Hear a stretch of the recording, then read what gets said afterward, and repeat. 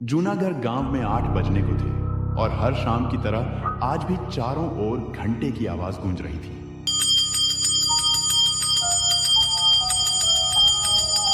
8 बजने वाले हैं, अपने अपने घरों की तरफ बढ़ते रहे। 8 बजने वाले हैं, अपने अपने घरों की तरफ बढ़ते रहे। 8 बजने वाले हैं, अपने अपने घरों की तरफ बढ़ते रहे। 8 बजने वाले हैं, अपने अपने घरों की तरफ बढ़ते रहे।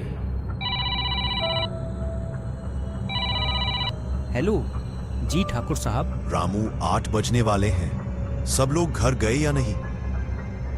जी ठाकुर साहब, लगभग सब चले ही गए। लगभग? तू जानता है ना 8 बजे के बाद क्या होता है? फौरन घर भेज सबको। जी आप चिंता मत कीजिए, 8 बजने से पहले मैं सभी को घर भेज दूंगा। ठीक है, तू भी जल्द घर चले जाना। बेटा सौरभ। हाँ पापा। 8 बजने वाले हैं, जाओ जाके सारे खिड़की दरवाजे बंद कर दो। हाँ पापा। 8 बजने वाले हैं, अपने घरों की तरफ बढ़ते रहो। 8 बजने वाले हैं। ए चलो रे सब, अब दुकान बंद हो गई। अरे मौसी, चाय तो पिला दे। अरे बावले, घंटी की आवाज ना सुनी क्या तूने? 8 बजने को है, जल्दी से घर निकल वरना। अरे मौसी, तू बहुत सोचती है, ये सब बस फालतू की बातें हैं, इतना दिमाग मत लगाया कर। पप्पू बेटे, तुझसे बहस करने का समय नहीं है मेरे पास। बेहतर होगा कि 8 बजने से पहले तू अपने घर पहुंच जा, क्योंकि अगर रास्ते में वो मिल गए ना तो दोबारा यहाँ मत आना, क्योंकि मैं दरवाजा ना खोलूंगी। समझ गया? जा यहाँ से अब। हाँ, जाता हूँ। हाँ बोलो ठाकुर साहब। मौसी, सब लोग घर चले गए ना? हाँ, सब चले गए। ठीक है, आप भी याद से खिड़की दरवाजे बंद कर लेना। रोज फोन करके यही बोलता है तू। अरे 2 सालों से गांव में कुछ ना हुआ तो अब क्या हो जाएगा? 2 साल पहले जो हुआ था वो दोबारा भी हो सकता है, इसलिए सावधानी जरूरी है। पापा, हाँ। सारे खिड़की दरवाजे लगा दिए। और पर्दे लगाए? पर्दे क्यों? खिड़कियां लगा तो दी हैं, और वैसे भी वो लोग तो तभी अंदर आ सकते हैं ना जब उन्हें अंदर बुलाया जाए। तो फिर? सौरभ, होश में हो क्या बोल रहे हो? अरे हम पर्दे उनसे छिपने के लिए थोड़ी लगाते हैं, बल्कि इसलिए लगाते हैं ताकि हम उन्हें ना देख सके, उनसे बात ना कर सके और उनके बहकावे में ना आ सके।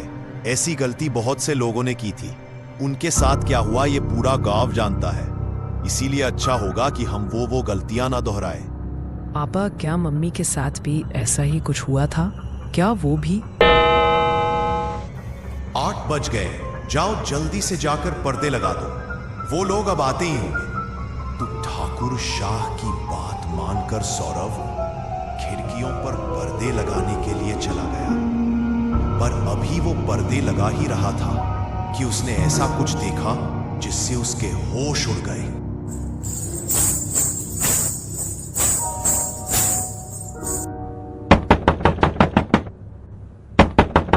सौरभ बेटा। हाँ मम्मी, आप? हाँ बेटा, मैं ही हूँ। पर आप यहाँ कैसे? तुमसे मिलने आई हूँ बेटा। हाँ, पर आप तो मर गए थे ना? नहीं तो देखो मुझे, मैं तो जिंदा हूँ। लेकिन पापा ने तो बोला आप मर चुके हो। फिर तुम्हारे पापा झूठ बोल रहे हैं बेटा। नहीं, मैं तो बस रास्ता भटक गई थी। आज बहुत मुश्किल से तुम्हारे पास आ पाई हूँ, बस तुमसे मिलने। हाँ सच्ची? हाँ बेटा, हाँ। अब चलो, मुझे अंदर आने दो। 8 बज गए हैं, वो लोग आते ही होंगे। मैं पापा को बोलता हूँ। नहीं, पापा को क्यों बुला रहे हो? वो मुझे देख तो पाएंगे नहीं, और जब तक मैं उन्हें समझाऊंगी तब तक तो बहुत देर हो जाएगी। इसलिए तुम ही जल्दी से दरवाज़ा खोल दो। पर पापा ने 8 बजे के बाद दरवाज़ा खोलने से मना किया है। बेटा, मेरे पास ज्यादा वक्त नहीं है। मैं ज्यादा देर तक बाहर नहीं रह सकती। तुमने दरवाजा नहीं खोला तो? नहीं, मैं खोलता हूँ। थैंक यू बेटा। सौरभ अपने घर के दरवाजे पर पहुंचा और दरवाजा खोल दिया, पर जब सामने कोई नहीं देखा तो उसने अपनी मम्मी को आवाजें लगानी शुरू की। मम्मी, अरे मम्मी कहाँ गई? मम्मी कहाँ हो? जल्दी आओ ना। सौरभ, पापा। तुमने दरवाजा क्यों खोला है? सौरभ बेटा। मम्मी। सौरभ मम्मी को अपनी ओर आते देख ही रहा था कि तभी ठाकुर साहब ने एकदम से लाइट्स बंद कर दी, और लाइट के अचानक बंद होते ही सौरभ पीछे पलटा तो उसके सामने अंधेरे में ठाकुर साहब खड़े थे, जो सौरभ को चुप रहने का इशारा कर रहे थे। सौरभ बेटा, अरे कहाँ चले गए तुम? देखो मैं आ गई। मम्मी से नहीं मिलोगे?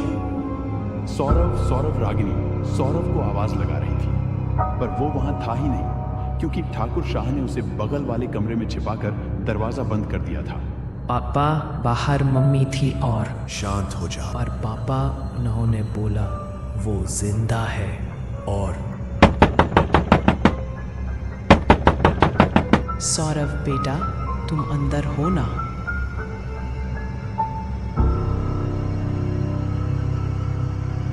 दूसरा भाग देखने के लिए हमारे चैनल को सब्सक्राइब करें।